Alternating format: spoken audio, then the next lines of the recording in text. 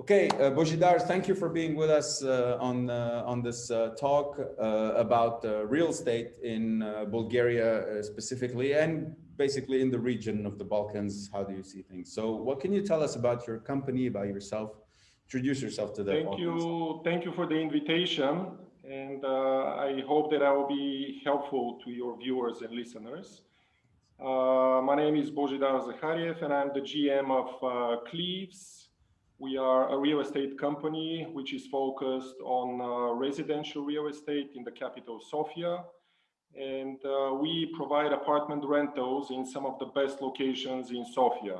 And when I say apartment rentals, I mean fully furnished apartments which have been designed by our own interior designers, with high quality furniture, with security, with garage space, with everything that you need. So you can basically, when you come into our apartments, you can basically put your slippers on and you can start living in there. With no problems. We take care of all the bills, all the taxes, any problems you have, we take care of them, because remember, we own the whole building. So if you have a noisy neighbor, we can always take care of it, and you can rest assured that we provide the highest possible quality. We have been in business in Sofia for over 12 years now, and we work with multinational companies, with their employees when they're located in Sofia, and also with diplomats from a variety of embassies. That's it in a nutshell about us, and I'll be happy to share more information about who we are and what we do as we go on with the conversation. Let's dive deep into it. Where do you think the real estate, like, okay, housing and apartments for rental, this is understood. I think people with the work from home are gonna maybe look to move to bigger spaces, to have an office in it, and I'm pretty sure you have a lot of information about this. But where do you see business real estate going, in the sense of a lot of companies are dropping their offices, their open spaces, right? And they're basically sending everybody home. So where do you see this trend? Do you see it in the future, in the near future? I think that the doom and gloom forecasts that we have been hearing for the past few months are just not going to happen. Okay. And the evidence is there in Sofia and the major big cities where you have a lot of business properties concentrated. Okay. Yes, in fact, we have a situation where especially the multinational corporations do need to keep their employees at home until the vaccine is distributed and the health risks are minimized. But at the same time, we are social animals. Let's not forget that most of our businesses rely on our creativity. We need to be together to bounce ideas back and forth. And simply, as well as video conferencing is doing, it's a good start, but it's not sufficient, especially if you want to have an innovative company and if you want to have a company which is doing well. So to keep your team motivated, you do need to keep your team together and communicating as much as possible and live. So moving forward, I think that even though now, for example, in Sofia, we're seeing double-digit vacancies in the Class A offices, which, by the way, was unheard of for about a decade. I think that's a temporary situation, and soon we are going to see people returning gradually to the offices. But let's keep in mind, it's not going to be the normal that we know from before. I think that companies are realizing that they need to emphasize on their digitalization, and many of these processes have accelerated over the past few months. All the companies have been talking about digitization, working from home, and that's been put on hold for quite a few of them for years and years. And I think that the current COVID situation has accelerated the process. So I don't see any doom and gloom on the offices front. Now, when it comes to malls, that's a bit of a different situation, because I think that our mentality and our habits have changed. I don't know if it has happened to you, but as you're going out on the street, already we are all starting to think, well, can I get close to this person? Should I stay away from here, from there? And I think that mentally our purchasing and our shopping habits have changed. And I think that the malls will be suffering the most, the retail especially. Yeah. Already, by the way, we are seeing a move, especially in Sofia and the larger cities in Bulgaria, towards retail parks outside of the congested areas in the center of the city and closer to where some of the smaller towns are located. Absolutely. I think on the warehouse side of real estate, thanks to online purchases and online shopping, we have seen a boom. And we are already seeing quite a few companies, including some of our tenants, by the way, asking us to assist them with some of these demands that they have. Not only this, I've seen small shops that have warehouses, for example, next to the airport for their import and export. They ditched the warehouse next to the airport and they rented physical apartments in the city so that they can organize deliveries faster, right? So like people are turning apartments into warehouses now. You know, like they're renting an apartment just to put stuff in it to be able to ship and to be able to make it like a studio. So yeah, I think the habits, what you touched on, the habits of consumption is very true. And I think people are speculating on the death of small business. I think people are buying better. I don't know if you observed it, but I think people now with the crisis, with the financial crisis that comes with the COVID crisis and sanitary crisis, people are more careful with their purchase. Like they're buying a little bit more quality than quantity. They're buying more, maybe eating less, but eating better. So I think the mass consumption is a little bit on hold, and which favors parts of the smaller businesses. Because this retail that you're talking about, malls basically is maybe like it's shifting to online. Malls are shifting to online, but the small mom and pop shops, retail are a little bit more, although they're suffering right now, but they're back into the hype, you know, like people are more and more consuming bio products. People are more and more consuming the cheese that comes from the village next door, not from the Bila supermarket, you know, like, you see what I mean? So it's kind of a old habits coming back into this. So I think it's going to be a very interesting situation. It's interesting that you raise this because there's definitely a move towards more quality on all fronts. And we see this in real estate, by the way. In residential, we are seeing more and more people demanding houses. More and more people leaving the center of Sofia, trying to avoid the congestion, the noise, the pollution. And in our case, with our apartments, we are seeing more and more people seeking bigger, larger, more luxurious apartments, because we do spend more time in our apartments than we've spent ever before. So whereas before people were perceiving apartments as simply the place where you go sleep, then you leave in the morning, you come back in the evening. Now people are demanding a view, people are demanding a living room, a nice terrace, a dining table. You know, I have good infrastructure. And for example, in one of our projects in Este in Istok, we are seeing a big demand for some of the larger apartments, because there you have the fitness center, you have the spa, you have a garden which is beautifully landscaped. You have terraces with wonderful mountain views. I know the region. It's just next to my place. I live a little bit down. But yeah, absolutely. It's like I have friends of mine that actually moved to bigger apartments and they bought dining tables. Like they said, listen, we used to eat in the kitchen in the morning, like quickly, and then go to work, and then in the evening eat something quickly in the kitchen and then watch TV. But now it became like an institution. So every morning we take breakfast with the kids. We have a dining table. Lunchtime, either mom or dad are at home, because most of them are not like completely working from home, but maybe in hybrid. So there is it becomes like a ceremony, like a social ceremony at home, and we're spending more time on this. Also, the demand for cabinets has increased.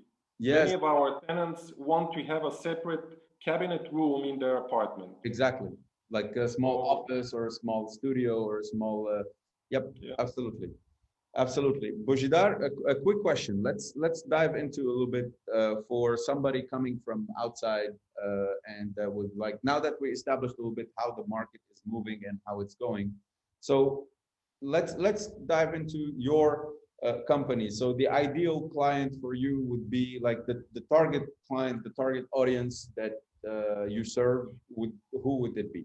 On the rental side, I think that it's a good idea to split the types of the types of clients that we're seeking in two categories. One is the tenant that we're seeking, and the other is potentially an investor with whom we could do a JV and other options that we have. So on the tenant side, about 90% of our tenants are managers of multinational companies, and these managers come to Sofia for both short-term business trips for say 3-4 days a week or a month, and also for a full mandate of 3, 4, 5, however many years they may be located in Sofia.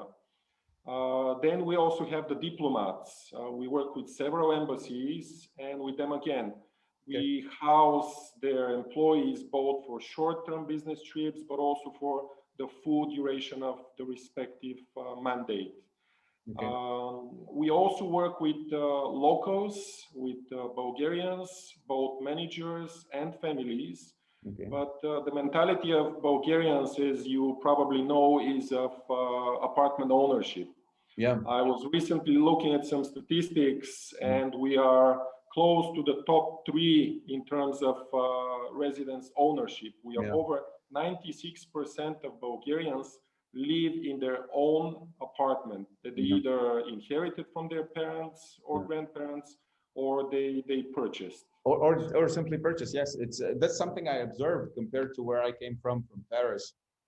Before when I moved here, everybody is buying, and I'm like, okay, but like I have a mentality about real estate. I have a mentality in my head is like buy where you can rent and rent where you want to live. Right? That's my mentality in real estate. But it's definitely not the mentality here. Like the mentality here is as much that you can buy, because money in an apartment is better than money in the bank. So I think it's like that's what I observed. So it's kind of a and a lot of people, by the way, are paying for this mentality, because a lot of people over the past few years purchased apartments not only for their residential use but for investment. And once, for example, Booking or Airbnb couldn't provide the short terms that they were relying on. If you open certain locations in Sofia, now you see lots of properties on sale. Or Studentski Grad, for example. A lot of people purchased apartments there to rent them to the university students. And now that the students are able to study from long distance from their hometowns, so they don't need the apartments anymore. They have mortgages, and now they have to put the apartment on the market for sale. Absolutely. Get whatever they can. So that's on the side of the tenants. On the side of the investors, as I mentioned, Cleves is not a public company. It's the investment of private individuals, not Bulgarians, but foreigners. And we have had a successful relationship with these individuals for over 12 years now. But again, we see many opportunities on the market, and we're always seeking investors who would like to join us and expand our portfolio. So, for example, one option would be for us to acquire buildings. And I certainly think that in the future, there will be opportunities moving forward. For that, the other option, of course, is for us to manage some of the buildings that other investors have already acquired. And we already have a success story in that regard. For example, in Doctor's Garden, we manage one building with over 30 apartments, which is not our ownership, but we... You have the mandate of the management contract. Exactly. We designed the building. We helped the investor purchase the right furnishing. We did the project management, and now we are exclusively renting the apartments. So basically, it's also an option. You do both. An option is I have some money, I give you some money, and then you invest it where you see it fit. Or another option Exactly. is I acquire the property and I need somebody to manage it for me and help me Exactly. out, make it attractive and make it sellable in Bulgaria. And so that's Exactly. like a management fee. We believe in Sofia as the capital, Yep. and over the past few years, we have seen a significant increase in the number of call centers that are opened, a variety of manufacturing Yep. Absolutely. businesses opening. So Sofia is booming, and we are eager to keep investing in Sofia. And I there's think certainly going to be opportunities. I mean, we all realize that for the moment there aren't that many projects which are suffering because of the mortgage moratoriums from the banks. yeah. But Yeah. in a few months this is going to expire, Yeah. and sooner or later Sooner or both later the owners people are and the gonna banks will yeah, need to realize that there is a problem. They need to recognize the elephant in the room, absolutely. and I think that's when we will see some interesting opportunities for investment. Absolutely. I'm still on a personal basis, I'm still a bit waiting. Like I was so close last year to make an investment. And then I'm like, I don't know, something told me like, wait a minute, wait a little bit, wait a little bit. And I'm so glad I waited because now like I'm observing a lot of great opportunities that are going up, like warehouses, offices that are being dumped by big companies to get bigger or smaller offices, and then they're on rent for like something 30% less than what they were rent on like last year. But I know that it's gonna bounce back because what most people don't realize, and this is an observation from somebody that works with a lot of foreign companies. I don't have Bulgarian clients in Bulgaria, or very few. So I spend most of my time outside of Bulgaria, and I think the dependence on China has been underestimated, sorry, before the crisis, and the crisis has basically showcased it to Europe. And I think what companies are going to look for right now is on a European scale, is to diminish the dependency on China or India or Asia. And I don't see anywhere else than Bulgaria, Romania, Greece, like all the European, Poland. So this is going to be the next destination. So I'm betting on kind of a boom that we knew in the 90s when those countries and the 2000s when those countries joined the European Union. Like everybody now, Renault is producing in Romania. Like you see what I mean? We're having some factories opening, and I'm betting on the next shift to be the technology, the robotic parts that we necessarily don't want to ship to China, but we cannot produce in Germany. Otherwise, the phone would cost 5,000 euros, right? So we need to kind of balance out. Like it's gonna be like, okay, we don't want to do it in China, but maybe we cannot do it in Germany either. So we're gonna have to do it in Bulgaria or something. So we have already seen an evolution in that regard in the types of investors that are coming to Bulgaria. okay, Many years ago, it was the time of the call centers because yeah, it was really cheap. And especially for Sofia, mm, wages have risen, and already we see the profile of the investors changing from the simple tasks that are being outsourced to more complex tasks. So for yeah, example, in Sofia, we already have several research and development centers for some of the biggest multinationals in absolutely. Germany. Pharmaceutical companies, absolutely, absolutely. This is a good move for all of us because we are still a very competitive location. Mm, Yes, there is a demographic problem. There aren't that many young people. Still, a lot of people leave the country. But we are seeing the reverse trend, especially now in COVID. We have had, by the way, we've had so many inquiries from Bulgarians who have lived out of Bulgaria for 5, 10, 15 years. Now they're coming back to Bulgaria. They have a good job that they can work remotely, and they're coming back with their families. mm, Some of our tenants are families with kids that were born and raised, one of them in the States, and now they have come back to Bulgaria to continue living in Bulgaria. So we are seeing people coming back. We are seeing opportunities for investment, and it's quite competitive wage-wise, the labor. I mean, just a side story. Recently, I was talking to some of our shareholders, And I was warning them, effective January 1st, the minimum wage is going to increase. Absolutely. And the expectation is, well, it's going to hit our OPEX significantly, it's going to hurt us. But then when you look at it, it's not such a big increase. I mean, we are only talking about 650 left. Yeah. And to many of the investors and shareholders, sometimes they ask, is this for a week? Is this for a day? No, it's for a month. It's for a month. Granted, it's the minimum wage. You cannot expect high quality and skilled labor.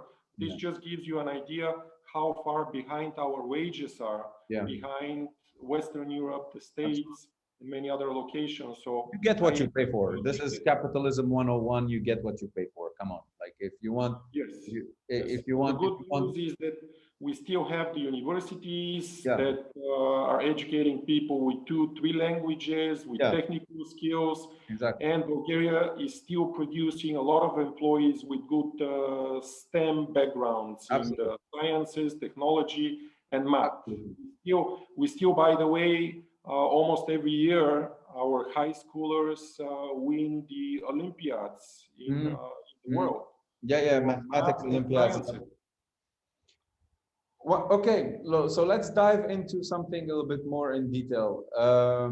Let's give some do's and don'ts about investment. So let's take a scenario where I'm an investor and I have like I'm a retired person. Let's say I'm somebody that is retired from a job in Western Europe, and I am sitting on 150,000 euros of cash of my retirement fund and like basically everything.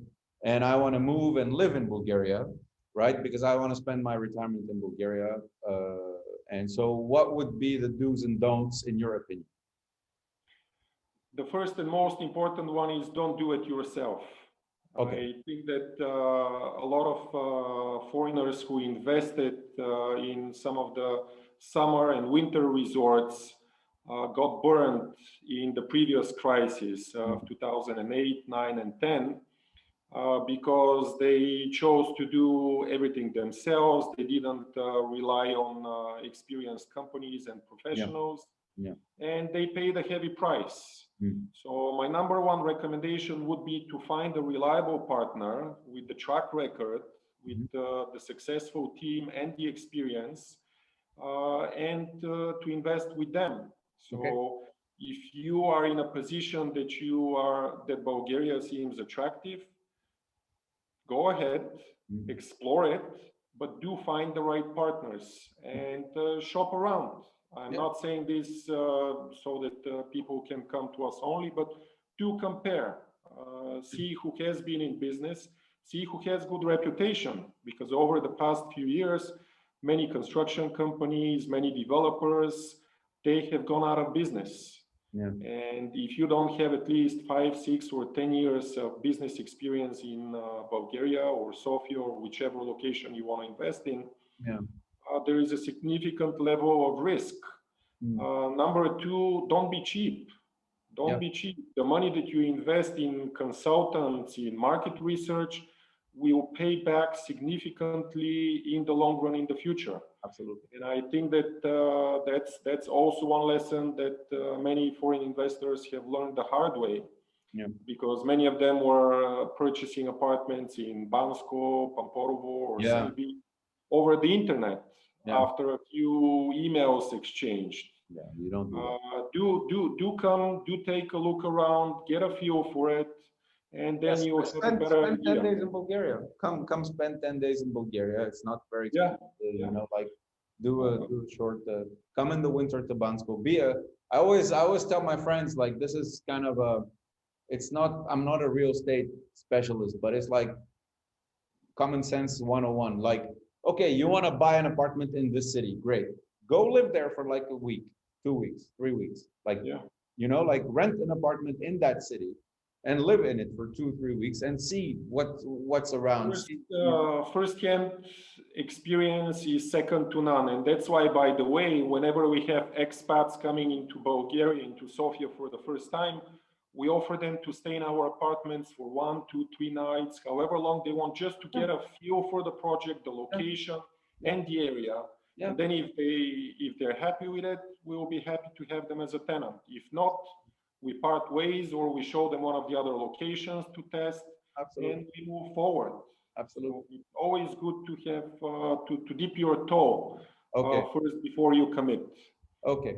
So that's not that. These are the two things to really be careful about. I've heard some stories, and maybe you're going to be able to help with this. I've heard some stories about multiple tenants because of some administrative thing. Like you buy a piece of land and you bought it from an owner of that land, and or an apartment or whatever, and then you realize 5-6 years later that you want to add something, or you want to apply for a permit of construction or something, and then you realize that there's an owner that has maybe 1% or 0.1%, and he ends up having 1 or 2 square meters on your land, right? But he's in the US because he emigrated, right? And so how do you deal with those things? Because this is a big issue for us, because it's preventing investment into the CBD area of Sofia, for example. Yeah. Where you have many older buildings. Absolutely. Which are in the right location. They're ripe for development, but there is a problem with ownership. And that's why, by the way, all of our investments we have done with reputable developers, with brand new buildings, so we know that there are no such risks. Yeah. But how do you suggest a foreigner to like, what are the due diligence, like what's the due diligence to be able to do on these things to avoid falling into that trap?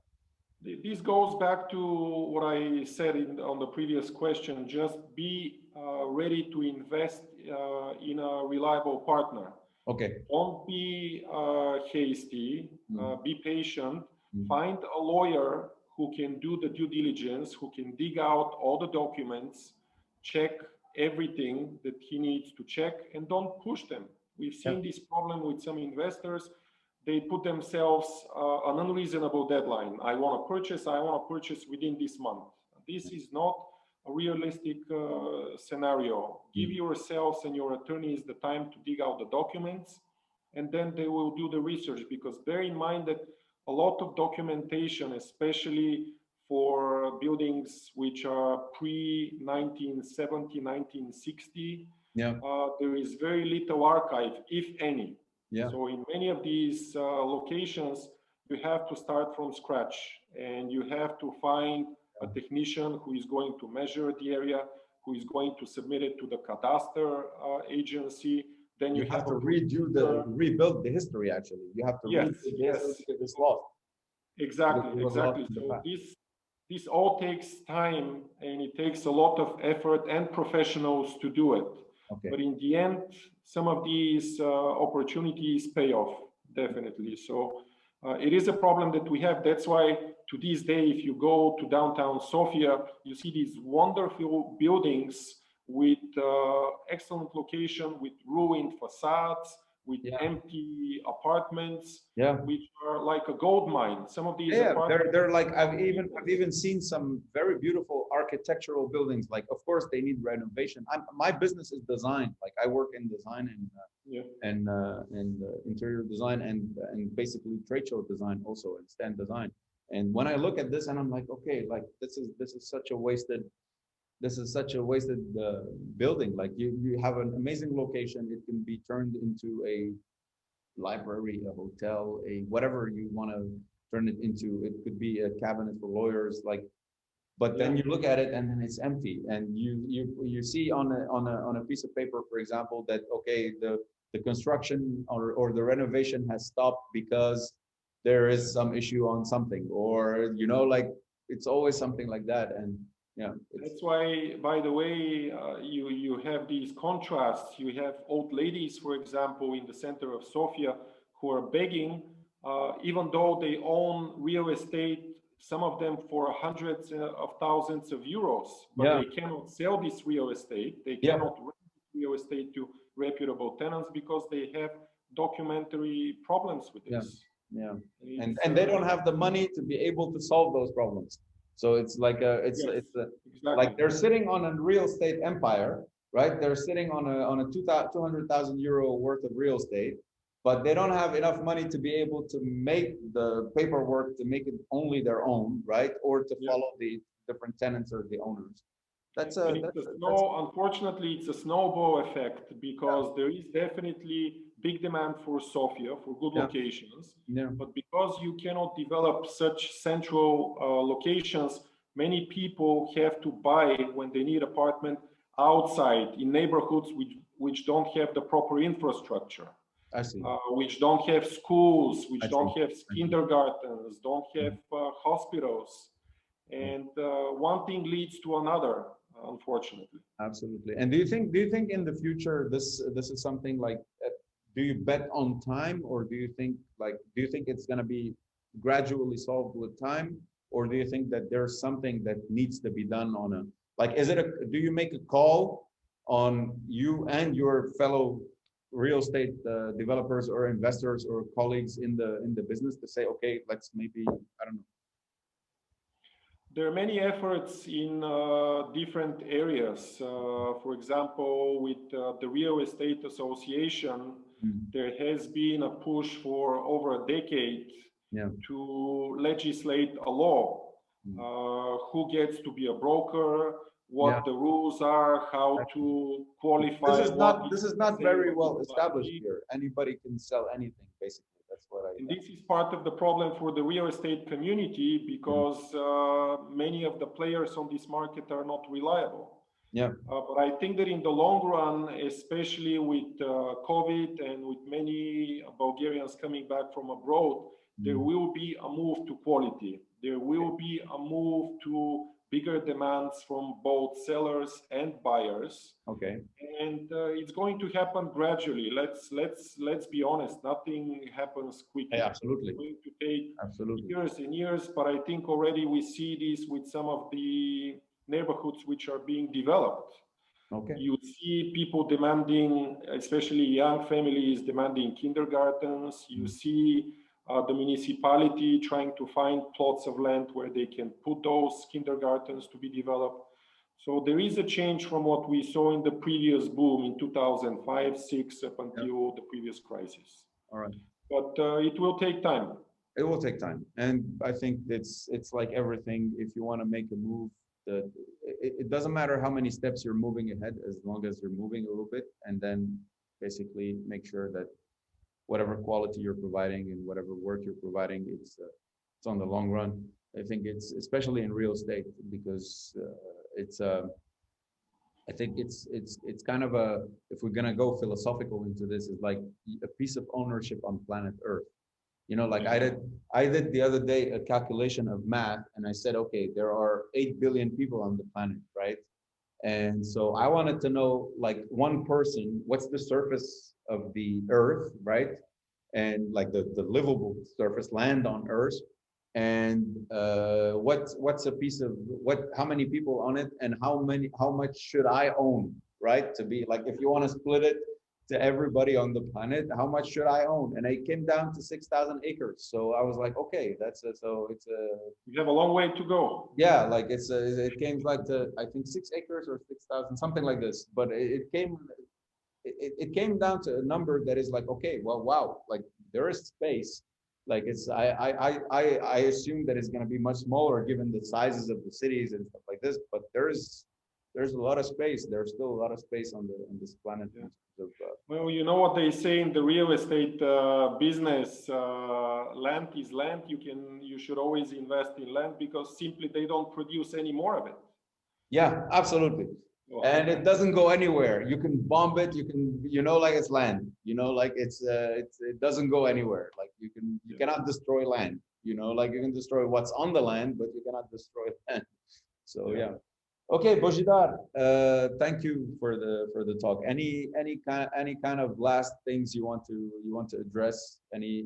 My pleasure. It's been a pleasure chatting with you, and let me take the opportunity to wish all of your listeners happy holidays. Thank you. And let's hope that 2021 will be a healthier and a successful year.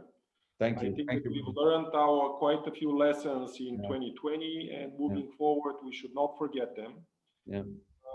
And All the best to you and your family. With your permission, I'll include your LinkedIn profile in the description, Sure, so that people please. can connect with you, and maybe they want to ask you some private questions on this. Sure. If that's I'll be happy to answer any of them. great, great. And all the best. Thank you, Bozhidar. Thank you. Thank you for watching this video. I hope it brought you some value. If you would like to engage, please leave a comment in the comment section. You can also click the subscribe button and activate notification to receive the updates on this channel.